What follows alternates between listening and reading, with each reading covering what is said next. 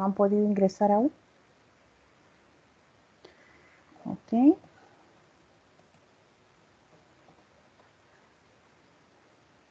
Bueno, jóvenes, buenas noches, bienvenidos. Vamos a dar inicio a lo que es nuestra primera tutoría de repaso. En esta vamos a abordar algunos aspectos que de alguna manera se nos pudieron haber quedado en la primera tutoría. ¿Se recuerdan qué decíamos o qué mencionábamos con respecto al constructivismo? Que cada quien va construyendo su aprendizaje de acuerdo a sus conocimientos previos y de acuerdo a sus experiencias.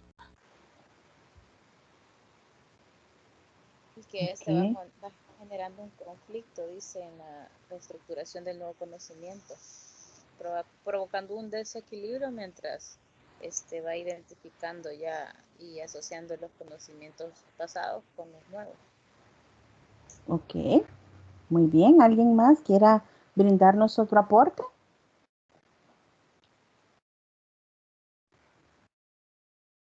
Sin miedo. Buenas noches, buenas noches. Buenas noches. Me gustaría participar. Claro. Bueno, yo lo veo desde la perspectiva de dejar la escuela vieja, ¿verdad?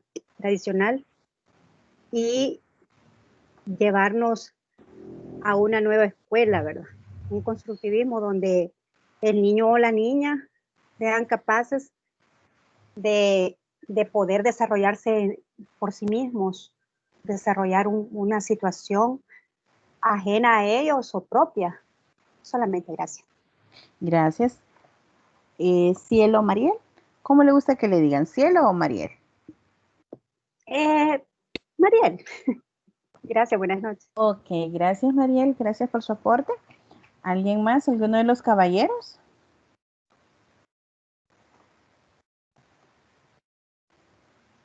Han venido tímidos ahora, quizás no han traído el café. No, hombre. ¿Hola? La pregunta es... No, un aporte que ustedes quieran dar con respecto al constructivismo. ¿Qué se recuerdan que vimos en la clase anterior? Pues así, ¿verdad? A grosso modo. Ok. Podemos hablar de que el constructivismo es una, ¿cómo es que se llama esta cosa, hombre? Una tendencia, no es una tendencia, un paradigma en la educación, donde nosotros decimos de que este aprendizaje se crea a partir de la experiencia previa del alumno con los nuevos conocimientos que va adquiriendo de parte del tutor. Ya en el constructivismo no hablamos de que es el docente, sino que hablamos de que el maestro es un facilitador del conocimiento y el cual el alumno toma el papel protagonista de su aprendizaje. Okay. Solamente. Gracias, Juan José. Como saben, el método constructivismo tiene que ver más que todo con un método de enseñanza que implica una revisión de este nuevo enfoque con respecto a la educación. Entonces, partiendo de los conceptos esenciales en la forma de cómo se van a implementar, se van a utilizar en los nuevos procesos educativos, donde el estudiante asuma un rol activo, que es lo que nos menciona Juan José, un rol meramente activo, ya no tiene que ser un rol pasivo así como era en los años 30, 40, 50, sino que ha tenido un cambio radical, ya donde lo que es la educación ya no va a nivel horizontal ni vertical, sino que ahora va a ambos lados, tanto el docente enseña al estudiante como el estudiante enseña al docente las nuevas formas de abordar ciertas situaciones. Y eso se logra lo que es a través de la participación. Entonces, estamos hablando de que el constructivismo no es una concepción errónea, puesto que plantea una realidad que existe, y cuando hablo de existe es por la interacción que se da entre el docente y el estudiante y el intercambio dialéctico entre los conocimientos que tienen ambos. Estamos hablando del conocimiento del docente con los que el estudiante tiene. Saben que hay muchas situaciones donde muchas veces los estudiantes les gusta leer y van un poco más allá. Y muchas veces el docente se limita a ciertos documentos. Entonces, cuando el estudiante viene y empieza a abordar ciertas temáticas, muchos docentes se quedan inhibidos, se quedan callados. ¿Por qué? Porque están limitados a una parte del conocimiento. Pero vemos ahora en la actualidad que hay muchos estudiantes que cuando lanzan la pregunta al docente, de alguna manera ya saben la respuesta. ¿No les ha pasado a ustedes eso? Que ustedes saben algo y lo preguntan para reforzar, pero ¿qué pasa si el docente no tiene ni la remota idea de lo que ustedes están hablando o están preguntando? Se quedan coartados los maestros en algunos casos. Y yo me he topado con situaciones con respecto a ese tipo de situaciones donde los estudiantes, donde el docente muchas veces no sabe cómo responderle al estudiante. Y muchas veces lo que suelen hacer algunos maestros es ser muy pésimos y tajantes cuando no saben la respuesta de algo que algún alumno les está preguntando. También hay que recalcar que en nuestra actualidad hay que aclarar las ideas erradas existentes en cuanto al contexto educativo, acerca del uso o cómo debería de ser, o más bien el mal uso del constructivismo dentro de la educación. Entonces, es algo como imposible poder separar la parte de la metodología de la enseñanza del aprendizaje. Ustedes saben que estas van aunadas, puesto que el método escogido por una persona para poder educar va a depender mucho de la concepción del aprendizaje que ésta tiene y va a existir una relación dialéctica entre ambos. Por eso es la importancia de hoy en día que el docente esté actualizado con los diferentes temas. A ver, ¿quién me puede decir cuáles son los temas más actualizados que tenemos dentro del área de la educación? ¿Quién me puede decir cuáles son, por lo menos un tema? Bueno, si hablamos, buenas noches. Buenas noches, Milton. Si hablamos del constructivismo en el ámbito de la educación virtual, podemos tomar como ejemplo el e-learning, ¿verdad? Es una nueva enseñanza y aprendizaje ya virtual, pues, que tradicionalmente no se hacía por el hecho de no tener las facilidades adecuadas, ¿verdad? Del internet, sino que todo era de manera tradicional. Hoy por hoy, las nuevas modalidades virtuales permiten que el estudiante puedan obtener de la misma manera como lo estamos viendo nosotros, de maneras virtuales. Ya, por eso que hoy la enseñanza y el aprendizaje moderna ha venido a enfocar y a abrir nuevas brechas de la educación en las nuevas aprendizajes de enseñanza. Gracias, Milton. Muy buen aporte. Esto tiene mucho que ver con el uso de las famosas TICs o TIP, así le llaman algunos.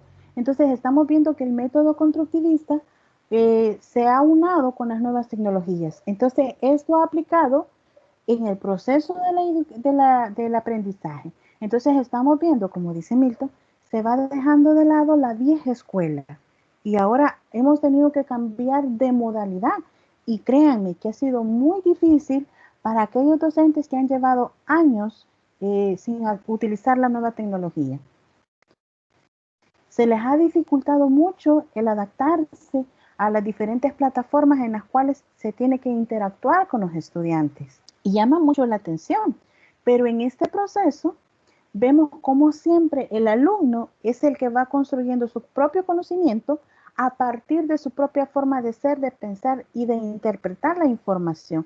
Lo que Milton estaba haciendo una interpretación del fenómeno de la vieja escuela con la nueva escuela, nuestra nueva realidad. Cómo tenemos que acostumbrarnos, o mejor dicho, cómo debemos adaptarnos a estas nuevas tecnologías y la incidencia que éstas van teniendo y el gran impacto que tienen dentro de lo que es la educación. La impresión ya no solo es de textos, ya no solo es de tener un libro, sino que ahora crear herramientas para el aprendizaje. La sustitución de las pizarras, la tiza, el lápiz, el papel, van a permitir preservar nuestra escritura. Actualmente los esquemas están cambiando debido a las nuevas tecnologías y esas están causando una repercusión en el método de aprendizaje de muchos estudiantes, lo cual debería provocar transformaciones en la metodología de enseñanza. ¿Por qué yo hablo de que hay una repercusión? Como bien lo mencionaba el compañero, muchos no tienen internet, muchos se les dificulta el poder entrar a una clase, ya que muchas veces los datos no les alcanzan. El ancho de banda que carga la plataforma les consume más rápido los datos. Para aquellos que tienen internet en casa, pues se les facilita un poco más. Pero estamos viendo cómo se las ingenian muchos estudiantes para poder seguir siempre con sus estudios, para ir al día. Quizás probablemente no entran a una clase, pero buscan la manera de descargar las clases que ya están en plataforma y es así como van reforzando su proceso de aprendizaje.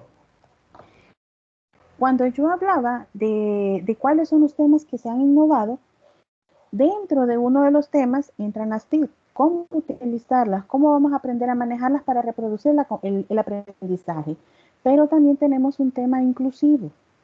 Este tema ha tomado gran relevancia en el proceso del constructivismo, ya que toma a todos los estudiantes por igual. Entonces acá no hay problema de que una persona no pueda ver, muchas veces no puede escuchar, pero se están generando nuevas formas para ayudarles a que ellos puedan adquirir el aprendizaje. También muchas veces puede haber una persona con algún otro tipo de discapacidad, ya sea que no pueda caminar, y así sucesivamente. Entonces se generan las oportunidades para que todos reciban el aprendizaje. Entonces vemos cómo el aprendizaje constructivista toma como punto de partida el aprendizaje, los conocimientos y las experiencias previas que cada uno de ustedes posee. Entonces, ¿cómo vamos asociando? ¿Cómo se va a dar esa interacción social y también parte de la cultura? Si se percatan, en otros países habían empezado a implementar el uso de el learning. También hay otro que se llama, espérenme, hay otras plataformas, se me fue el nombre. Chimaco, bueno, se me ha ido el nombre ahorita, se los queda de ver. Pero existen otras plataformas que a ustedes les pueden facilitar el uso del Internet. A ver, ¿quién me ayuda con otro tipo de plataforma virtual? Tenemos Classroom, tenemos Zoom, tenemos Skype, tenemos, ¿qué otra escuela? Bueno, hay otras plataformas, pero se me han ido ahorita los nombres. Sí, tenemos lo que es Moodle, Schoology, Edmodo, WordPress, WordPress Ajá. como página, pero Sí, pero igual el sirve modo como, también. sirven Edmodo, como, ajá, sí, Schoology. esos nos sirven también como medios. Schoology también está.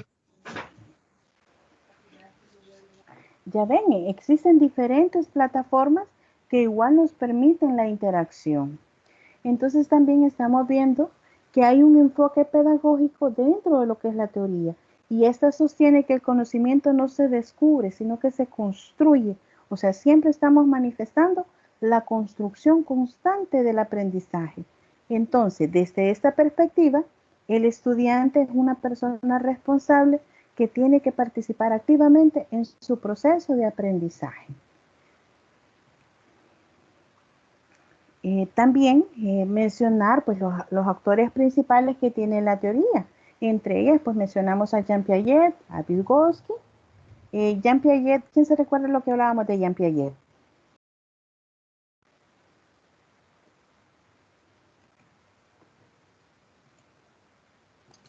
Habla de los Sa- estados. Hola. Ay, perdón. A ver. Habla de los estadios. Ah, ok. Sí, Veamos Jean quién más. Piaget, que el aprendizaje se forma construyendo nuestros propios conocimientos desde nuestras experiencias propias. Gracias, Sandra. A ver, Jacob o Jacobo. Ah, ok. Google Classroom dice. ¿Qué tal? Buenas noches. Dígame, Buenas noches. licenciada. Sí, con respecto a los autores que tenemos del constructivismo, Jean Piaget hablaba de los estadios. ¿Y Vygotsky de qué nos hablaba? Le soy sincero, solo de Jean Piaget, recuerdo. La zona de desarrollo próximo. Ok. Gracias, compañero. Gracias, Sandrita. Perdón, Sandra, ¿qué dijo? Creo que fue... no me percaté quién fue el que lo dijo. Pero sí, solo, perdón, licenciada. No, tranquilos. Recuerden que estamos en un proceso de aprendizaje. Bueno, Vygotsky nos hablaba de esa parte fundamental del desarrollo próximo, pero también mencionaba otra parte importante de Vygotsky. ¿Quién se recuerda? El andamiaje. Vygotsky hablaba sobre el enfoque sociocultural. Gracias. También Milton me quitó la palabra de la boca, los andamiajes, que son tan importantes en este proceso de aprendizaje. ¿Quién se acuerda que decía Ausubel?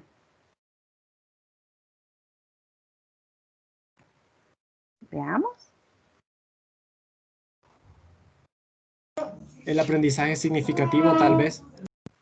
Cabal, él hablaba del aprendizaje significativo que tienen o tenían en aquel momento que él empezó a abordar la teoría. Y ahora vemos cómo se da la importancia de ese aprendizaje significativo. Porque miren, podemos empezar a hablar de diferentes temas, pero si no se nos queda nada, entonces quiere decir que el aprendizaje no fue significativo. De alguna manera, esta información, al volverse significativa, queda alojada en nuestra memoria. Y es lo que estamos reproduciendo en este momento. ¿Qué fue lo que vimos la semana pasada? Y de repente, Piaget, Estadillo, Vygotsky, la parte sociocultural, Ausubel, aprendizaje significativo. ¿Y Brunner? ¿Quién se acuerda lo que decía Brunner? Brunner habla sobre el aprendizaje por descubrimiento. Ok, gracias. Ya ven que hemos estado repasando y de alguna manera pues se ha dado los tres fenómenos que nos hablaba Piaget. El proceso de asimilación, el proceso de acomodación y el equilibramiento. A ver, dígame, ¿quién me iba a decir algo? Yo, licenciada.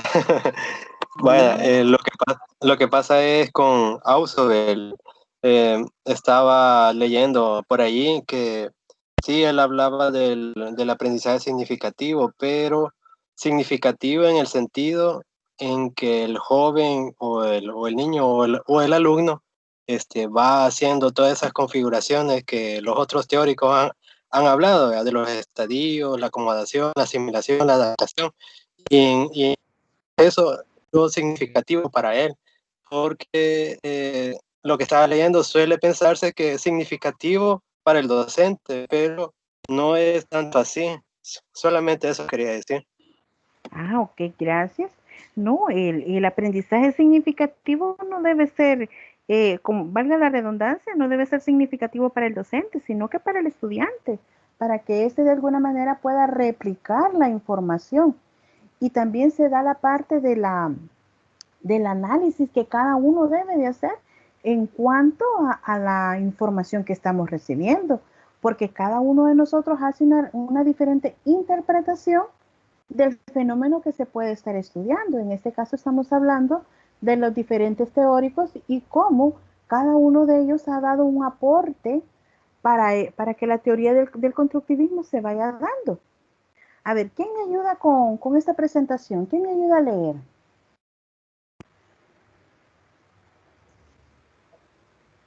¿Le puedo ayudar, licenciada? Ok, Jacob, después me ayuda Sandra, en la próxima. De acuerdo.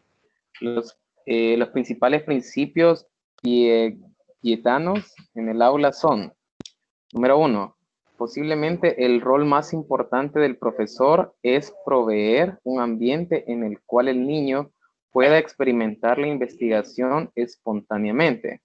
Los salones de clase deberían de estar llenos con auténticas oportunidades que reten a los estudiantes. Los estudiantes deberían de tener la libertad para comprender y construir los significados a su propio ritmo, a través de las experiencias como ellos las desarrollaron mediante los procesos de desarrollo individuales. Continúo. Sí, por favor. Sí. Dice, el aprendizaje es un proceso, número 2, el aprendizaje es un proceso activo en el cual se cometerán errores y las soluciones serán, es que aquí me tapa encontradas. Estos serán importantes para la asimilación y la acomodación para lograr el equilibrio. Y ya la 3 no la dejo por el control que tiene este. Ok, ayúdenos, Sandra, por favor. Sí. Gracias, Diego. Rita, muy buena, gracias. A ver, Sandra.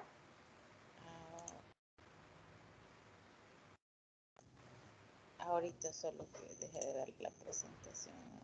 Ok. Algo que no sé.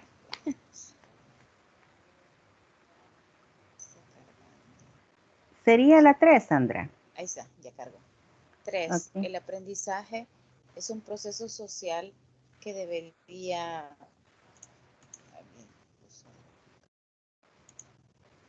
Ay, se lo tapó también.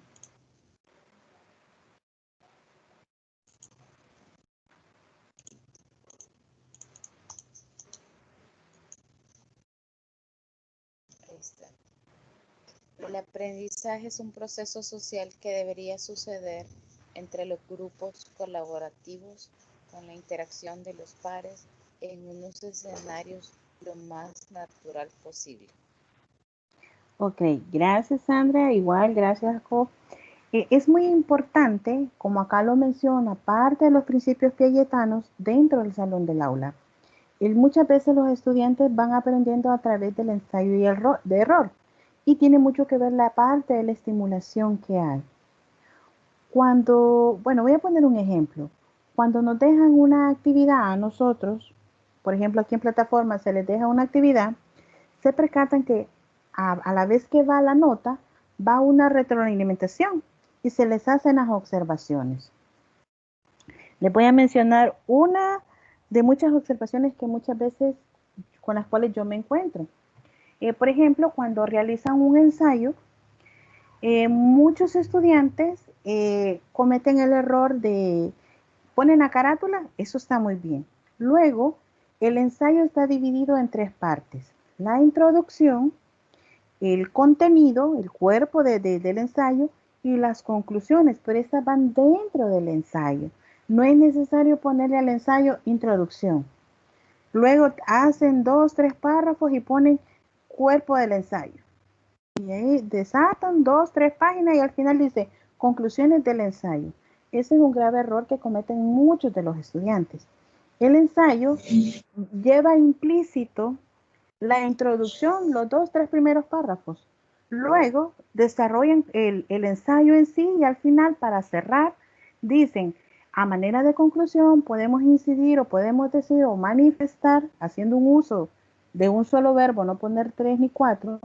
Entonces dicen, a manera de conclusión, se podría decir que la teoría del constructivismo se centra en el rol activo que el estudiante va teniendo y cómo éste va a construir los significados a su propio ritmo, ya que todos aprendemos de diferentes maneras y desarrollamos a nivel cognoscitivo nuevos esquemas que nos van a permitir hacer uso de la asimilación y la acomodación para luego replicar esta información. Y ya con eso cierran, pero muchos hacen lo contrario. Ponen la carátula, ponen un índice, hacen una introducción, desarrollan el cuerpo del ensayo, ponen conclusiones, ponen recomendaciones y ponen bibliografía. Entonces, las recomendaciones o la retroalimentación que muchas veces yo les doy es que esos apartados no deben ir. A lo sumo, lo más que le pueden poner a un ensayo es el nombre, pueden buscar una frase célebre acorde a la temática que están desarrollando y desarrollar completamente lo que es el ensayo. Y no es necesario ponerle subtemas. Entonces, esa es una retroalimentación que se le está dando al estudiante. Puede que la primera vez cometa un error, pero ya la próxima vez que le dejen un ensayo, está claro los elementos que no debe volver a poner dentro de un ensayo. Y es así como van asumiendo las nuevas soluciones, cómo van, dígame.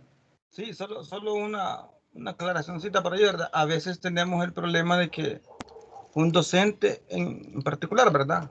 X docente nos dice, mire, el ensayo lleva esto, esto y esto. O sea, él pone sus reglas, o sea, sabemos que hay un formato ya predefinido para hacer un ensayo, pero él nos dice, mire, tiene que llevar esto, esto y esto. Hasta índice le pone y cosas así. Obviamente eso no va, ¿verdad? Sí, gracias, Juan José. Dígame, Sandra. No, sí, a mí me ha pasado también el ciclo pasado. Hicimos ensayos y uno de los tutores sí pidió que llevara todas esas partes. Sabíamos que no tenía que llevarlo, pero era una petición, o sea, ya era una indicación del tutor. Entonces ahí ya pierde el sentido de ser un ensayo, ese es el detalle, porque para cualquiera fue. Entonces ya se queda el aprendizaje, ya se queda en la memoria decir, bueno, sí lleva esto, ¿verdad? Y podría replicarlo en el futuro para otro trabajo y cometer el error. Correcto, tiene razón. Muchas veces, y gracias que lo mencionen, tiene que ver con la metodología que muchos utilizan. Pero si estamos hablando del cambio radical de los diferentes métodos para el aprendizaje, nos damos cuenta de en qué estábamos fallando antes y que de alguna manera traemos ese error al futuro. Entonces, sí, yo entiendo esa parte que muchas veces les dicen, haga esto, esto y esto. Al menos cuando tengan un ensayo conmigo, pues ya saben que no van a llevar ni índice, ni introducción, ni subtemas dentro del ensayo. Eso conmigo lo van a tener claro. Yo sé que muchas veces les dan las guías. Muchos tienen que guiarse por las guías porque es parte de la rúbrica con la cual los van a estar evaluando. Ahí podríamos hablar, licenciada. ¿Sí? Dígame, Jonathan. Podríamos hablar de los estándares, porque muchos de los profesores se basan solamente en eso y como ya es un camino hecho, pues, entonces sería como un estándar. Y ya lo que usted menciona es como salirse del estándar. Sí, muchas veces así lo llaman, pero se recuerden que cuando hablamos de la vieja escuela tiene mucho que ver. Es muy triste, se oye feo, pero es muy triste que muchas veces nos adaptamos a lo que ya tenemos. Pero en el aprendizaje se trata de ir innovando, se trata de ir mejorando. Vaya, pongamos otro ejemplo. Antes el currículum, ¿cómo se hacía? ¿Se recuerdan que al inicio el gran rótulo, currículum vitae, datos personales, y ponían todo el nombre, y todo era como un formato estándar? Tenían que poner desde kinder hasta bachillerato, y si habían estudios universitarios, también. Las nuevas modalidades o las nuevas actualizaciones curriculares, me estoy refiriendo al currículum vitae, no al currículum académico. Se fijan que ahora la gente hasta le pone color, ya no es aquel machote en blanco y negro. La gente le pone hasta formatos especiales, elegantes, dependiendo a dónde lo van a presentar, así envíen el currículo, le agregan la fotografía, la mejor que tengan, por cierto, esa es la que se plasma en el currículum, ¿verdad? Y ahí ponen, ¿verdad?, disponibilidad inmediata. Pero es la forma que tenemos para vendernos.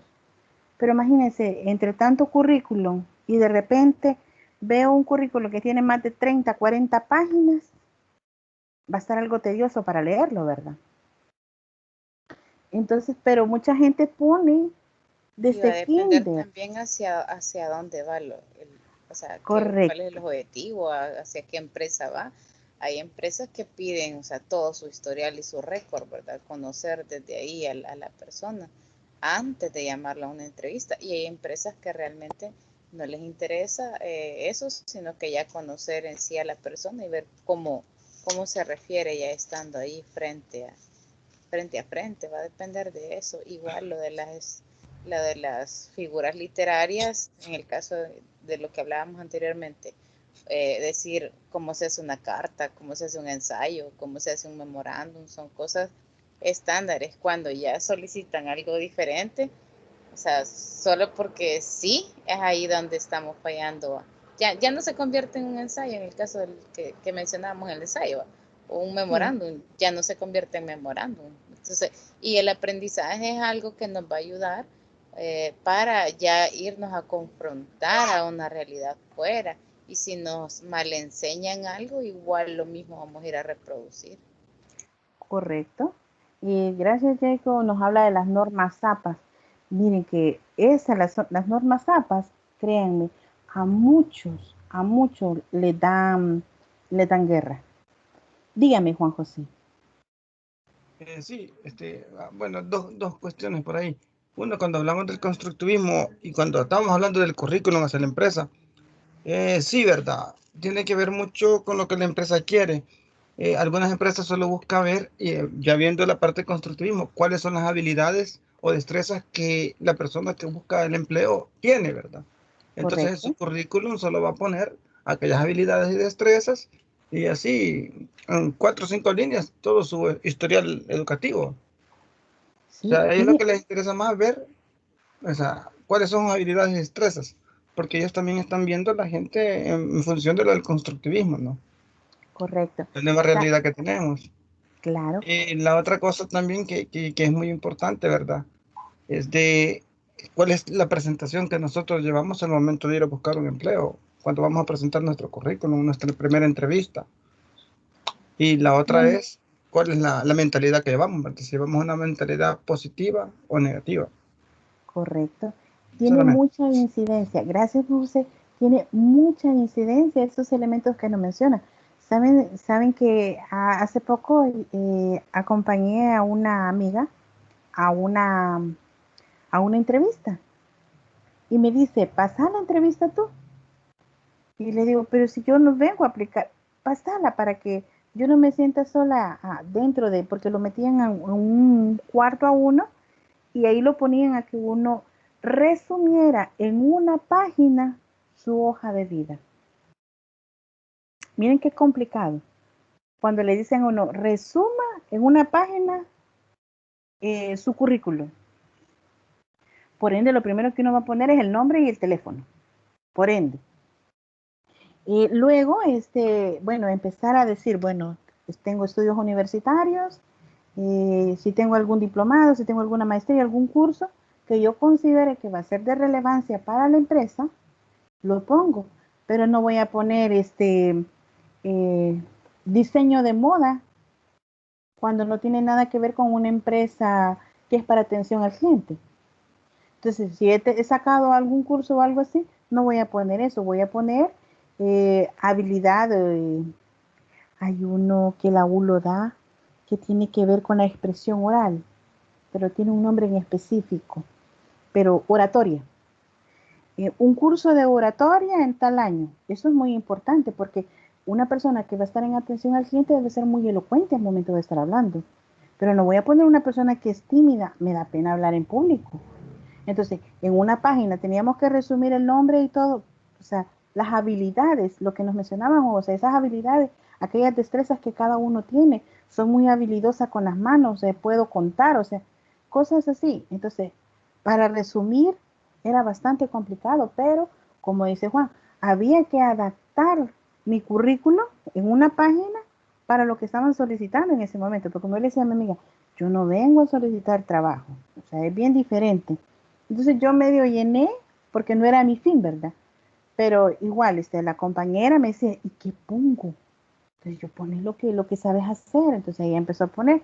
Y al final resulta que era para dar servicio de atención al cliente en el pollo campero. Entonces muchas veces nos disfrazan las situaciones y va a depender de esa habilidad que nosotros podemos tener cognitiva para persuadir y decir, esto tiene que ver con alguna franquicia alimenticia, porque habían señales específicas que era del pollo campero. Entonces, de alguna manera, como lo menciona acá la imagen que tengo, los principios básicos del constructivismo nos hablan del conocimiento del ser humano. Cada persona percibe su realidad. Entonces, yo estaba percibiendo mi entorno. Yo no es que discrimine el hecho de que alguien quiera trabajar en atención al cliente, pero yo tengo mi trabajo, gracias a Dios. Entonces, no le puedo robar la oportunidad a alguien más que la pueda necesitar. También la forma de hacer esos constructos, el razonamiento que tenemos al momento de interactuar. También cómo incide la parte del sistema nervioso central al momento de nosotros estar relacionándonos. Cuando hablo del sistema nervioso, se percatan que muchas veces hay gente que está sentada y está a mover y mover el pie. Es como un tic. O de repente está las manos. No tiene sosiego en las manos. O aquellas personas que tienen un mal hábito y empiezan a comerse las uñas o a morderse los pellejitos que tienen alrededor. Entonces eso va a denotar... Dígame, Juan José. ¿Con quién me está hablando? ¿Mauricio? Milton, perdón. Hasta Dígame. también se ponen nerviosos a hacer ruido con los pies, le digo, como que están escuchando música, pero en su mente están virados. Volando a 1000 por hora. Exacto. Entonces, acá entra ese auto, es como un autocontrol de impulsos que nosotros tenemos. Dígame, Juan José. ¿Correcto? Dígame, Juan José. No, yo no fui. Ay, que como vi que levantó la manita, dije yo, pues, no quiere dar un aporte. Okay. No. Okay. No, bueno, está nervioso, ya ves lo que le digo. Está nervioso. Aquí lo pudimos evidenciar, subió la manita automáticamente. El sistema nervioso central movió la manita y pues la levantó. No, pero mire. Hablar en público. Pues no le creería mucho, déjeme decirle, porque ya lo vi que es muy interactivo. La parte esta del sistema nervioso central tiene que ver muchas veces con las respuestas que nosotros damos a veces. Saben que podemos ser muy habilidosos, muy buenos en muchas actividades, pero el mismo nerviosismo o el hecho de decir voy a quedar mal, puedo fallar, no puedo llenar las expectativas que quieren, me inhibe y me bloquea a nivel del sistema nervioso central. Entonces acá vemos que muchas veces no somos coherentes con las cosas que hacemos o con las que decimos. Entonces dicen, esta persona dice que podía hacer tal cosa, pero miren cómo está de nerviosa. Y vemos a la persona que puede estar sudando helado. Bueno, es más, en el proceso del constructivismo nos podemos encontrar con personas que hasta pierden la voz. Dependiendo del nivel de ansiedad que la persona empieza a experimentar y empieza a somatizar y de repente bloqueo en la garganta. O situaciones de que estamos tan ansiosos, tan nerviosos, que el constructivismo o el aprendizaje se nos bloquea y nos quedamos en cero. No nos acordamos de nada. O sea, por más que queremos traer a memoria algún tipo de lección, algún concepto, estamos bloqueados. No pasamos de ahí. Entonces, se debe de trabajar toda esa parte del constructivismo. Entonces, por eso en la diapositiva anterior hablaba de un entorno natural para que se dé ese aprendizaje. Cuando un niño se pone ansioso, nervioso y le da pena y no quiere hablar en frente de los demás compañeros, es de motivarle, de incentivarle, decirle, vamos, tú puedes, que cante o que cuente. Y de repente vemos cómo los niños en su entorno desarrollan muchas actividades, cosas que en casa quizás no las hacen, o muchas veces los padres ni cuenta se dan que los hijos pueden hacer. Hay niños que son muy buenos y les gusta meterse en cosas de oratoria, son muy buenos maestros de ceremonia. A mí me sorprende, créanme, ver niños tan pequeños y con qué personalidad se paran al frente y hablan en público bien elocuentemente.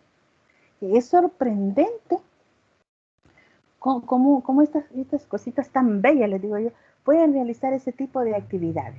Ahora bien, ¿cuál debería ser el rol del docente en el aula? Según Piaget, básicamente este debe ser un guía y un orientador del proceso de enseñanza-aprendizaje. Para su formación y experiencia debe conocer aquellas habilidades que necesita para que los estudiantes se desempeñen y hay que ayudarles en diferentes situaciones problemáticas que los perturben y en algún momento les genere desequilibrio. Por ejemplo, muchos niños cuando no logran dar una lección se sienten mal, se sienten incómodos. Entonces, muchos de los errores que muchas veces algunos docentes cometían es que seleccionaban las filas. Los que sí saben leer, los que medio saben leer y los que no saben leer. Desde ese momento empiezan a generar las famosas etiquetas y que no deben estar dentro del grupo. Aún a nivel universitario nos encontramos con etiquetas. No, es que esa chera no trabaja. No, no te vayas con él porque lo vas a ir cargando. Empezamos a generar etiquetas, pero muchas veces no pensamos en las variables o en aquellas situaciones que por cada uno de nosotros está pasando. Yo aquí los tengo ahorita ustedes recibiendo la clase, pero yo realmente no sé cómo fue su día. No sé qué tan emotivo o no sé qué tan perturbador o qué tan cansado fue. Yo no sé si están aquí cargados de problemas personales, familiares, problemas laborales, pero ustedes están aquí ahora recibiendo el aprendizaje. Entonces, muchas veces todas estas variables intervinientes tienen mucho que ver en el proceso de aprendizaje que cada uno de ustedes tiene y cómo ustedes van a responder a los diferentes estímulos que les van a estar llegando. El ciclo pasado me topé con una estudiante que no me la querían en ningún grupo. Y fíjense que era bien triste para mí porque no podía de alguna manera interceder por ella hasta que la abordé y pregunté qué es lo que pasaba, por qué los compañeros no la aceptaban en los grupos. Y ella me mencionó que ella era madre soltera y muchas veces tenía que llevarse a la niña para la universidad y que los compañeros, pues jóvenes, ella ya una persona mayor, los compañeros se desesperaban cuando la niña empezaba a llorar o cuando la niña tenía hambre o que la niña se ensuciaba. Entonces, como eran adolescentes sin compromisos, la miraban a ella como una carga. Entonces, ¿qué tuve que hacer? Tuve que interceder de alguna manera y tratar de bajar la situación de aspereza que había entre los compañeros, porque de alguna manera estaban etiquetando a la compañera, la miraban como una carga, pero realmente era algo admirable. Ver una madre forjándose, trabajando, estudiando, cuidando a su hija, asumiendo otros roles que muchas veces los adolescentes no los tienen. El único, la única responsabilidad que algunos tienen, no todos, es estudiar y salir bien en la universidad. En cambio, otros tienen que trabajar, tienen que prepararse. Otros, pues, son padres a muy temprana edad y ahí van, ¿verdad? Echándole para adelante. Ahora no se diga a nosotros que tenemos más responsabilidades. Entonces, muchas veces juzgamos o etiquetamos a alguien sin haberla abordado.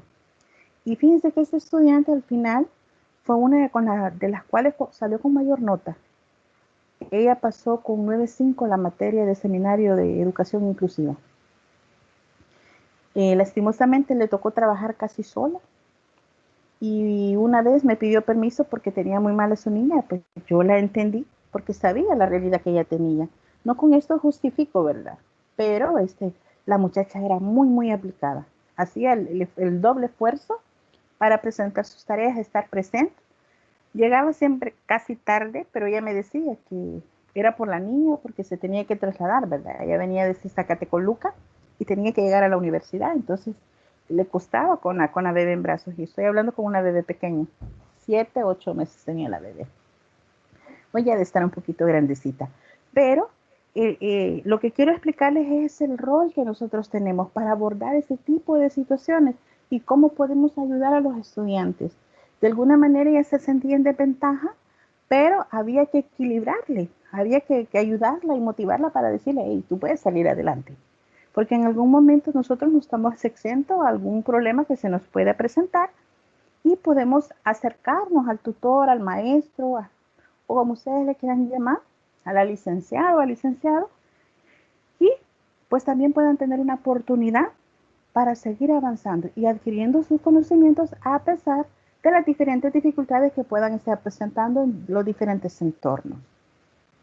Entonces, en síntesis, las principales metas de la educación en general y de los docentes en particular son el principio de crear hombres que sean capaces de hacer cosas nuevas. Cuando hablamos de hombre, en el material asocia hombre y mujer, pero yo aquí lo aclaro.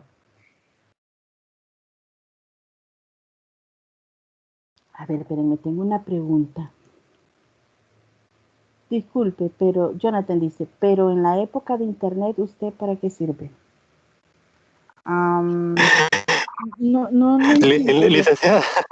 Dígame. Licenciada, no, no lo voy a tomar tan en serio. Es que fíjese que con lo que usted estaba diciendo, recordé un artículo que leí sobre Humberto Eco, que a Humberto Eco le hicieron esa misma pregunta. Entonces yo hacía ahí la asimilación y la acomodación. Entonces Humberto Eco obviamente le responde al estudiante, pero yo traigo a colación la pregunta para todos los que estamos aquí en la sesión, y observar de que sí puede haber una respuesta ante una pregunta tan complicada como esa. Claro, usted me está hablando de Humberto Eco, que él aborda la semiótica. Ajá, sí, Él me está hablando, ¿verdad? Ajá, sí, es un escritor. Es un escritor que habla de la cultura, del proceso de la comunicación. Sí. Y habla de los diferentes sistemas culturales y menciona la parte de la dialéctica. Créame, ya lo había escuchado. Entonces él habla de la codificación de los mensajes que muchas veces nosotros tenemos. Así que no se preocupe, me quedé. Yo he leído esa pregunta. No se preocupe, Jonathan. Pero sí, era ese énfasis en cuanto a eso. ¿Para qué sirve la época del Internet? No, pues hoy en día, ¿qué le puedo decir? El Internet no sirve para todo. Para recibir una clase, para comunicarnos con nuestros familiares, para acercarnos y hacer diferentes actividades que en otros tiempos no podíamos hacer. ¿Quiénes de ustedes utilizaron una carta para comunicarle algo a un familiar? ¿O a quiénes les tocó ir a Antel para reservar y hacer una llamada con un familiar? ¿Quiénes se acuerdan de eso? ¿O quiénes lo utilizaron? El telegrama. Hombre, es que mire, si decimos esas cosas nos vamos a denotar nosotros mismos ahí, ¿verdad? Y no, hombre, si digo que yo, está fregado. Pues yo digo yo. Yo me acuerdo que mi mamá nos llevaba a esperar y yo me aburría esperando de que Pero no la persona... a la estación de correos, no le llevaban a la estación del tren, que ahí estaba correos con el tic, tic, tic, tic, tic, tic ahí. Haciendo, era como el mensaje, la clave Morse, ¿cómo era? Y yo me acuerdo que tic, tic, tic, tic, y estaba un hombre teclear y teclear con un dedo. ¿Ya ves? Pero igual, como nos lo dice Kevin, la edad es solo un número. El conocimiento y el aprendizaje que vamos adquiriendo es lo más importante. Pero miren, acá bonito porque estamos abordando diferentes situaciones y eso entra con la parte de la sociedad de antes y la actual que tenemos. Y es muy importante ya que los peligros, pues, como vemos, se han venido abarcando. Entonces ahora tenemos que tener mucho cuidado también con las redes sociales. O sea, perdón. Dígame, Juan. Con referencia a la incógnita de Jonathan, ¿verdad? Pero como docentes, como facilitadores, como consultores, como asesores, ¿qué hacemos nosotros ya cuando ya está Internet metido en todo, ¿no? En toda la educación? Pues simple y sencillamente ser parte del proceso para facilitar el conocimiento de los alumnos a través de los medios tecnológicos. O sea, claro. No es que nos quedamos solamente, ya la computadora ya me desfasó a mí, sino que simple y sencillamente yo tengo que evolucionar a ese aspecto de la tecnología y seguir siendo docente, seguir siendo maestro, seguir siendo facilitador, pero con el uso de la tecnología. Claro, tenemos que readaptarnos a la nueva actualidad que tenemos. ¿Correcto? Y estamos obligados a estar siempre al día. Exacto, estamos obligados a hacerlo. Aquí no hay de otra. O usamos la tecnología o usamos la tecnología. En consecuencia, jóvenes, es necesario formar alumnos activos que aprendan pronto a investigar por sus propios medios, teniendo siempre presente que las adquisiciones y los descubrimientos realizados por sí mismos son mucho más enriquecedores y productivos.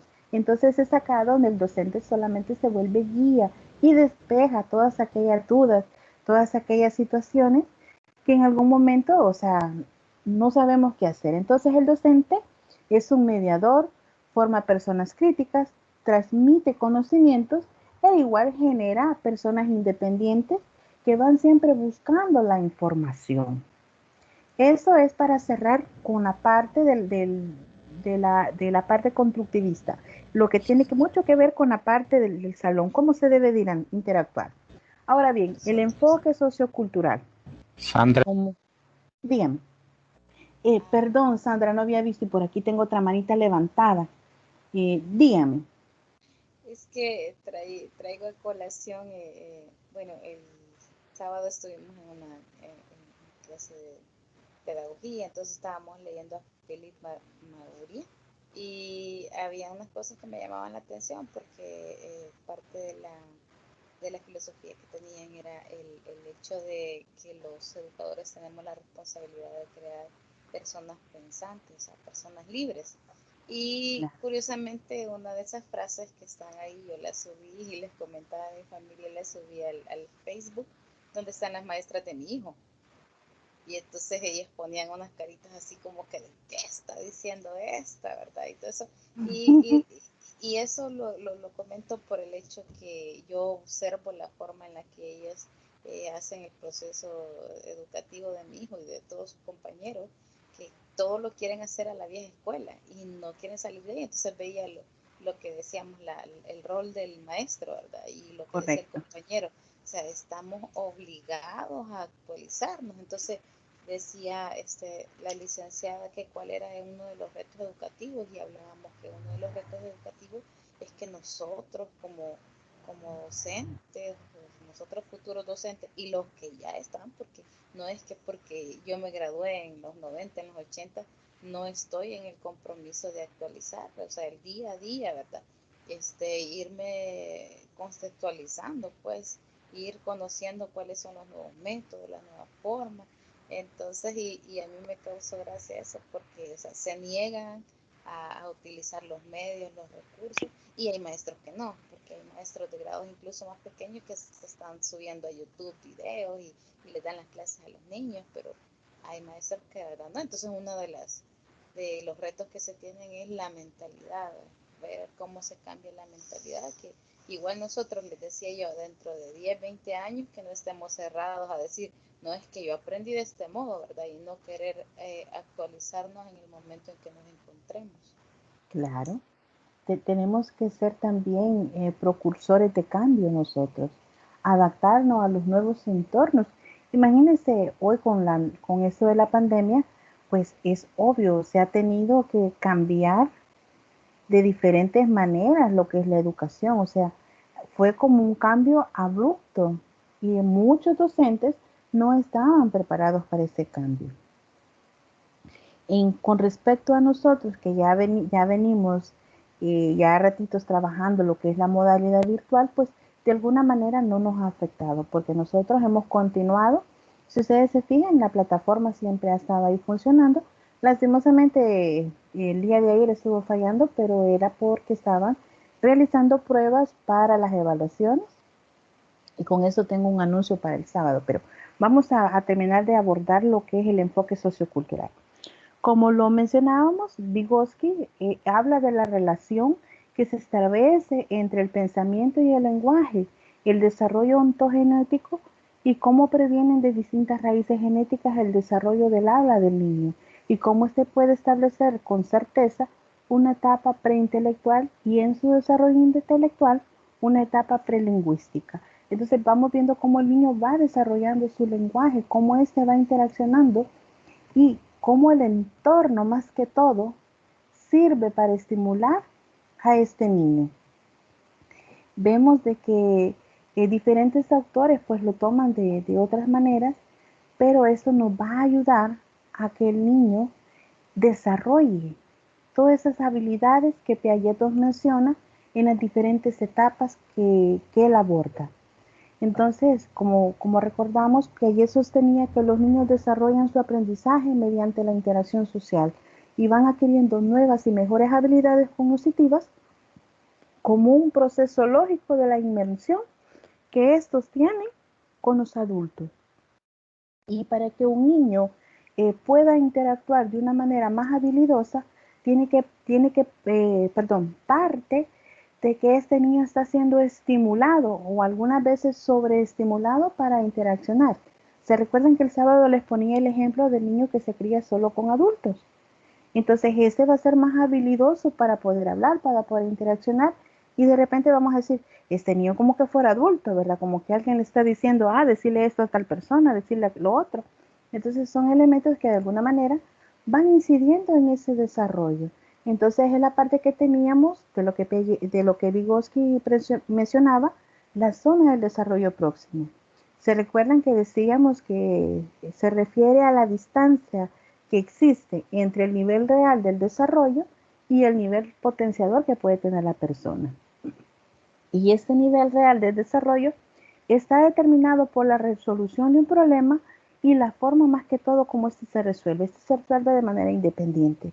En el nivel del desarrollo potencial encontramos que está determinado por la resolución de un problema, pero este puede ser con el apoyo de un compañero o de un maestro o de un adulto, ¿verdad? Vaya, por ejemplo, cuando empezamos a escribir, de alguna manera nuestros padres, nuestros tíos, nuestros hermanos o aún nuestros abuelos nos ayudaron, nos agarraron la mano y nos empezaron a enseñar cómo hacer el círculo. Ahora bien, no nos vayamos tan lejos. Para aquellos que son padres, no me van a dejar mentir que en algún momento se sentaron con el niño o la niña y empezaron a enseñarles cómo realizar el círculo, cómo hacer los palitos, cómo hacer las líneas que les dejan de repujar, no es repujado, que hacen manualidades, hacen bollitos, hacen como gusanitos y así sucesivamente. Veo que Mauricio ha levantado la mano. Mauricio, ¿tiene alguna duda, algún comentario? No, hace un rato la levanté, pero ya pasamos del tema. Ay, perdón, Mauricio. Es que, ya ven, ustedes me emocionan y yo empiezo a hablar y a poner ejemplos. Pero no sé si en su momento despejamos la duda que tenía o algún compañero ahondó un poquito más. Sí, todos ahondaron bien en el tema. Todo bien por el momento. Ok. Ahora bien, veo que Sandra también ha levantado la mano o era del anterior. Ya la bajé, pero no sé por qué le aparece así. Ah, ok. Ahorita sí ya no está. Ok, ya me había asustado. Dije yo, a ver qué. Y no lo vi. Ahora bien, con la teoría de Brunner, hablábamos del aprendizaje por descubrimiento. Para Brunner, la educación consiste en el inculcamiento de aquellas habilidades y conocimientos a través de la representación de lo ya conocido, lo que pretende conocer buscando que la persona pueda generalizar el conocimiento, teniendo sin embargo en cuenta las particularidades de cada conocimiento. Entonces Brunner habla cómo se debe de aprender a través del descubrimiento. Este puede ser guiado o se puede dar de manera automática. La búsqueda de disciplina, la curiosidad. En la parte de la curiosidad los niños aprenden mucho. De repente tocan algo, por ejemplo, los niños les gusta comer azúcar. De repente bajan el depósito donde tenemos el azúcar y comen azúcar y descubren por curiosidad que es algo dulce y que de alguna manera les genera placer en la parte de su boca, le genera satisfacción y entonces asocian el placer que experimentaron con el tarro de azúcar. Entonces de repente van buscando el azúcar, meten los dedos y van comiendo el azúcar. O aquellos que en algún momento supieron que era la leche en polvo. Pregunta, fuera de la temática, ¿alguno de ustedes cuando estuvo pequeño le gustaba comerse la leche en polvo? Sí. A mí yo todavía lo hago. Bien buena todavía. ¿A quién no le gusta? Miren, les voy a comentar una anécdota. Mi mamá compraba una subbolsa de leche australiana y traía así las manchitas como de vaca, ¿verdad? Entonces mi mamá la metía en un depósito. Mi hermano, la más la leche de sabores, dice por aquí, miren, mi hermano descubrió donde mi mamá guardaba la leche. Y una ocasión yo pensé que yo no soy muy fan de la leche porque de alguna manera me da alergia. Entonces, mi hermano bajó el bote y yo pensé que era de ese que hacen el maíz, que hacen atol de maíz tostado, pero si se fijan el polvito también se parece a la leche.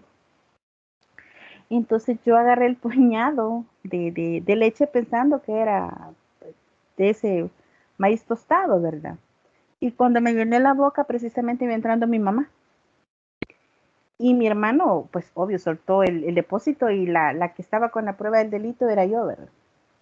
Entonces ahí comprendí y aprendí al mismo tiempo que no debía tocar ese bote de leche porque mi mamá en ese momento pues se molestó y nos castigó a los dos, ¿verdad? Pero me castigó más a mí porque yo era la que tenía la prueba del delito porque tenía leche en la boca.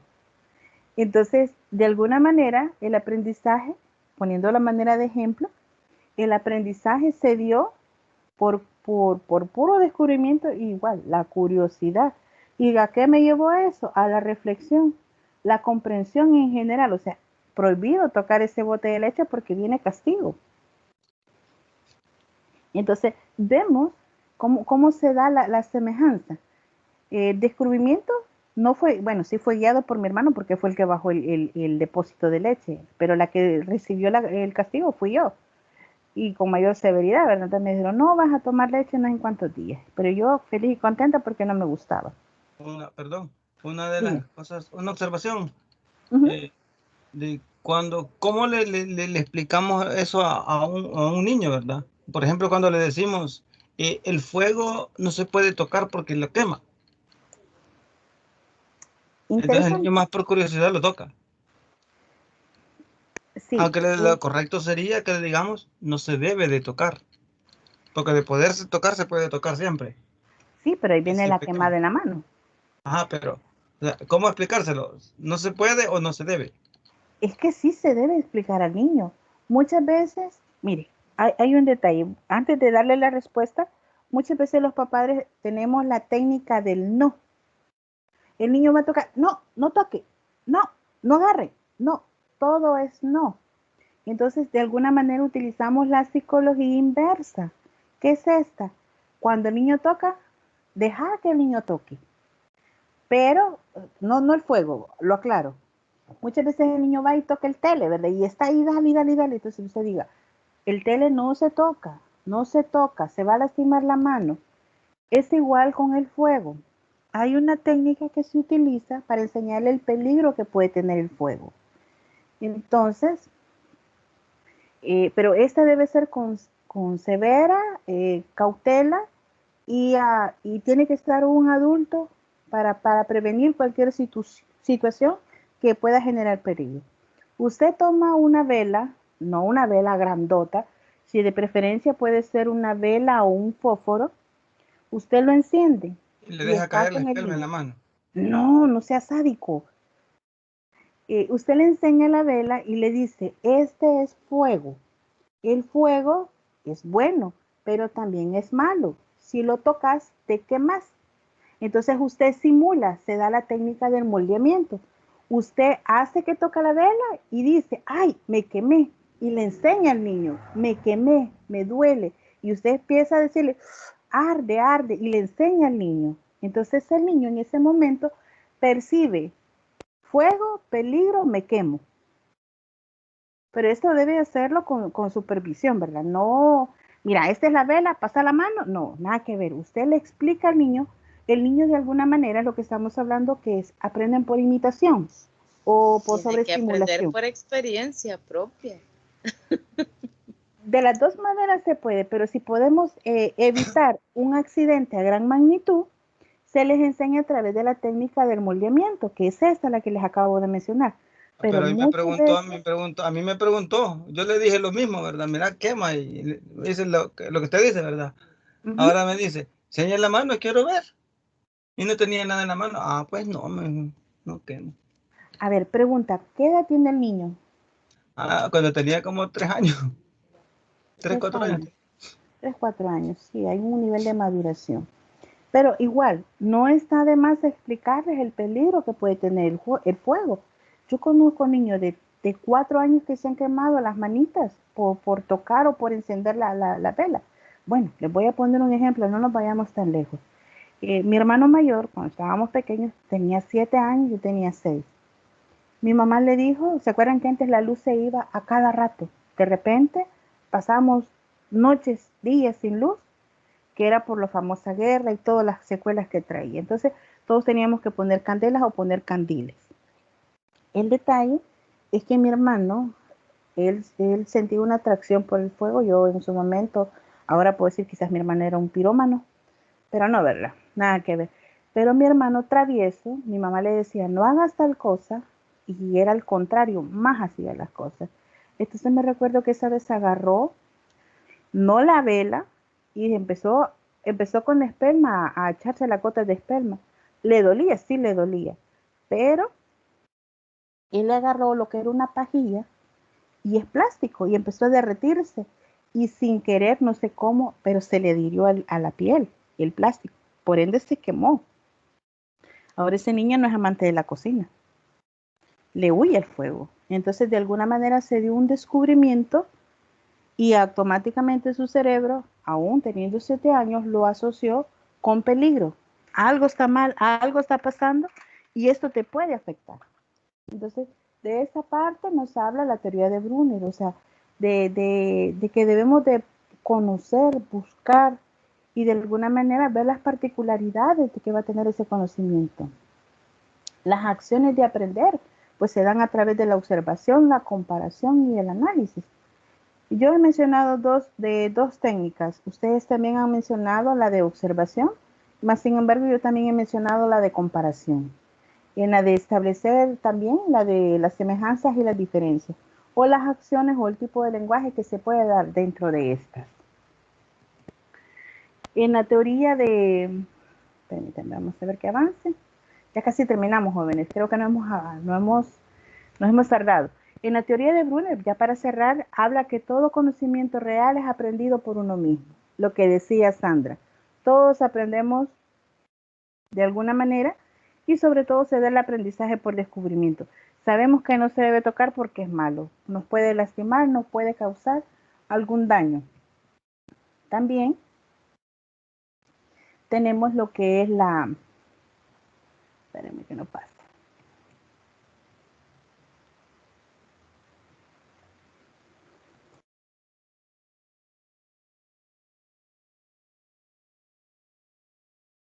Permítanme que no carga la presentación. Tenemos 3 tipos de aprendizaje, la inactiva, la icónica y la simbólica. En inactiva los estudiantes aprenden a concebir los objetos actuando con ellos, la manipulación que se da con ellos.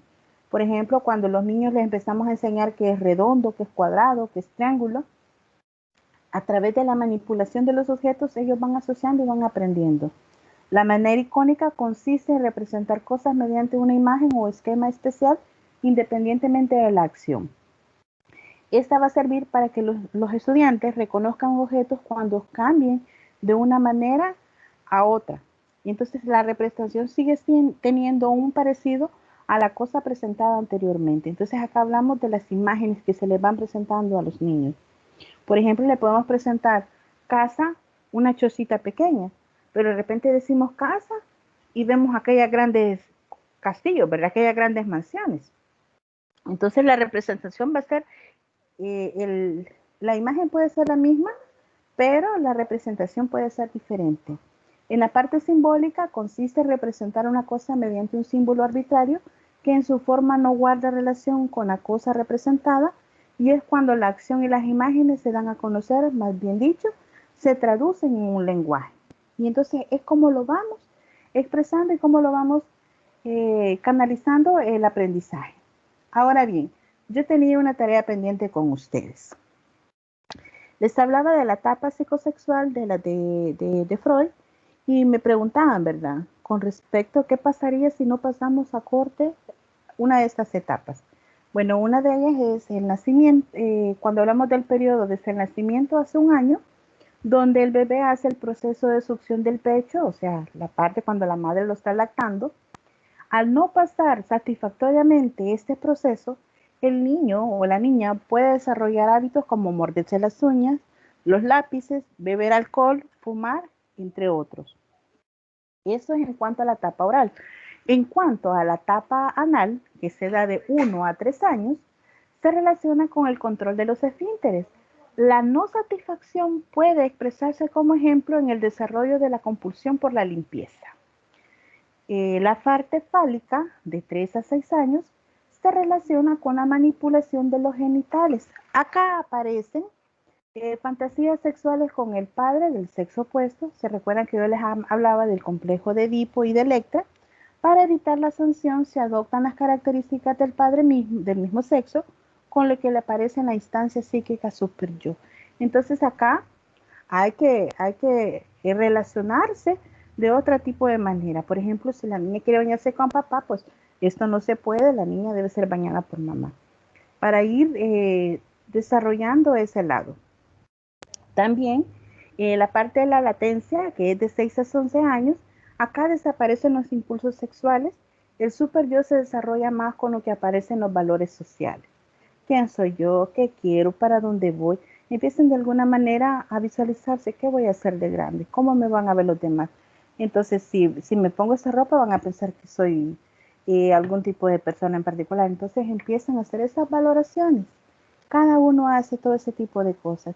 Voy a leer, Reina decía, o dice, más depende del niño, unos entenderán con el ejemplo, mientras que otros hasta que lo toquen aprenderán a no tocar. Correcto. También tenemos la parte genital, la parte de la adolescencia. Los cambios biológicos de la pubertad reaparecerán los impulsos sexuales. Hacia el término de la adolescencia, la sexualidad se integra hacia una sexualidad adulta y madura. Aquí muchas veces le dicen al niño o al caballero, bueno, más que todo al caballero, si te masturbas te van a salir pelos en la mano. Tiene que ver también con la parte de la eyaculación precoz que muchos caballeros la pueden padecer, pero esto se da porque los jóvenes, cuando entran al baño, en su mayoría, y se masturban, tienen que hacerlo de manera rápida. Entonces solo es para experimentar de alguna manera el placer, pero lo hacen tan rápido porque alguien puede venir, alguien nos puede escuchar, entonces es como se va generando este tipo de situación que muchos jóvenes pasan en un periodo, es como decirles, un periodo corto, y hay quienes si no logran pasar adecuadamente ese periodo, tienen algún tipo de problema al momento de la relación coital con su pareja.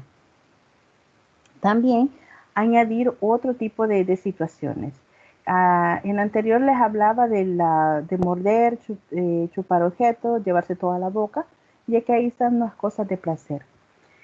Si nosotros pues no resolvemos adecuadamente esas situaciones, en la vida adulta pueden presentar diferentes tipos de cosas. Acá se incrementa lo que es la dependencia, la parte exigente, la preocupación por el placer o el displacer. Muchos se preocupan en decir, y si no le gusta cómo lo hago, y si no experimenta nada, y si siento dolor cuando lo estoy haciendo, entonces empiezan a aparecer muchas situaciones a nivel sexual, o sea, muchas interrogantes, y que si no las abordo de alguna manera, esto me va a ocasionar algún tipo de dificultad en el momento con mi pareja. Las agresiones a través de la boca, los insultos, morder cosas, comerse las uñas, entre otros. Igual, en la etapa anal, el establecimiento de las normas y la ley, dificultades para expresar sus sentimientos, la personalidad controlada u ordenada, la figura de adhesión a la formación de las rutinas, pensamientos legalistas de acuerdo con el atuendo y cosas así de la estética. Son diferentes etapas que se van presentando según los teóricos y estas no se resuelven adecuadamente. Y en etapa fálica, para agregar, los tipos de relaciones que establecemos a lo largo de nuestra vida. La parte egoísta en la explotación sexual. El hombre, según el grado de fijación, hablamos de que tienen psicopatías a nivel sexual. Acá podemos mencionar personas que son violadoras, que tienen impulsos incontrolables. Acá encontramos a los famosos Don Juanes. En la mujer también se puede presentar el trastorno, se consideraba como un trastorno el hecho de ser ninfómana o egocéntrica. En el periodo de latencia, pues, no aparece una situación que afecte en la parte de la adultez, pero igual tiene que ver con la parte de la cultura y la forma directa de cómo va a atravesar diferentes situaciones. No sé si tienen dudas con respecto a la temática. Esto era algo que les debía, que me habían preguntado, yo dije que se los iba a presentar. No sé si hay dudas, mis niños. Solo aclarar, perdón, Bien. Aclarar un puntito, ¿verdad? Esta última parte de la tarea pendiente no es como parte del material en sí, conciso para trabajar los ensayos y todo eso, ¿verdad? No. Lo podemos incluir. La teoría Esto no eso está en el material. Lo aclaro, eso no está en el material, pero surgió, no me recuerdo, yo creo que fue usted, Juan, que me preguntó qué pasaba. No, fue si no Jonathan. pasaba. Jonathan fue, ok. Que preguntaban que qué pasaba si no pasaba adecuadamente este estadio. Entonces yo le dije, se los voy a traer. No está en el material, lo aclaro, pero igual es algo que necesitan saber de alguna manera. Dar respuesta a algunas preguntas, pero bueno, ¿y por qué una persona puede tener esta parte de psicopatía? Tiene que ver con el fallo que se dio al pasar de un estadio a otro, pero no con esto quiero decir, esta persona por esto es así. O sea, hay que hacer otra serie de estudios para evaluar y reforzar la teoría y decir, bueno, esta persona en su infancia, bueno, recordemos que parte de los problemas que nosotros tenemos en adultez, en adolescencia, tienen que ver con lo que vivimos en nuestro pasado, en nuestra niñez, que es lo que nos marca para una vida adulta. Eso sería todo. Si en momento, esto no entra en ensayo, pero si alguien quiere retomarlo, excelente. Yo lo vería como un plus agregado a la tarea. Nada más. No sé si tienen dudas. O ya se me durmieron. Ya se durmieron. Ya se durmieron mis muchachitos. Bueno, si es así, pues No, aquí estamos listos. Gracias, Jonathan. Nada, ninguna duda. Estamos todo bien. Ok, bueno, mis niños, si ya no hay más dudas, llegaríamos hasta aquí con la tutoría de este día. Mencionarles que este sábado no van a haber tutoría, sábado y domingo no hay, ya que se va a estar realizando la prueba para los estudiantes de nuevo ingreso. Las tutorías se corren para la próxima semana. E igual se les va a estar anunciando en plataforma. Así que Licenciada, perdone, eso solo, quizás ya lo había dicho, pero es que no estoy en la anterior. ¿Se corren o sería que la próxima semana siempre sería semana, qué sería? ¿Semana A? ¿Es esta que viene semana A o semana B? No, semana B, No, ¿verdad? vaya, a nosotros nos correspondía tutoría este sábado. Ajá. Pues se corre para el próximo sábado. Y así sucesivamente. Y así sucesivamente las demás. se van a ir corriendo. Ajá. O sea que todo se va a mover. Todo se mueve una semana, correcto. Todo ese fin de semana pasa para el próximo fin de semana. Y ahora la semana va a ser No. Siempre, o sea, a ustedes les toca si les tocaba este sábado, automáticamente el próximo sábado que viene les va a tocar clase. No les puede tocar nada. Recuerden de que igual estar pendientes de las formas que les van a estar subiendo para que igual, ¿verdad? No vayan a decir, ay, no tengo clase y se les olvidó y no entro, sino que ahí va a ser la labor de coordinación y nosotros los tutores de estarles comunicando lo que se va a estar haciendo. Sí, porque me imagino que van a hacer la segunda prueba, sí, todo el proceso. Correcto, todo el proceso. Por lo que veo, a Jonathan le encantó la tutoría de este día. Igual, ahí veo los comentarios. Sí, no, está bastante bien, licenciada. Gracias ahí por compartirnos un poquito. La verdad es un placer trabajar con ustedes. Igual, ahí cuando vayan surgiendo algunas preguntas, pues las podemos ir desarrollando. Y pues ahorita ya como buenos angelitos los mando a descansarse, que ya es noche, deben trabajar y hacer tareas. Y pues quedamos hasta aquí, jóvenes. Pasen feliz noche, descansen. Muchas gracias. Vaya pues. Muchas gracias, licenciada. Pausa, buenas noches. Gracias, buenas noches, compañeros. Buenas noches, Hasta jóvenes. el próximo sábado. Gracias. Hasta el próximo sábado. Ahí estamos. En cuanto a la tarea se mantiene, no se preocupe. Ahí la hubieran corrido una semana. La hubieran corrido también, sí. No, porque entonces les va a chocar con las próximas tareas. Así que no, avancemos. Tenemos tiempo. Vaya, pues, muchas gracias. Vaya, pues, bendiciones.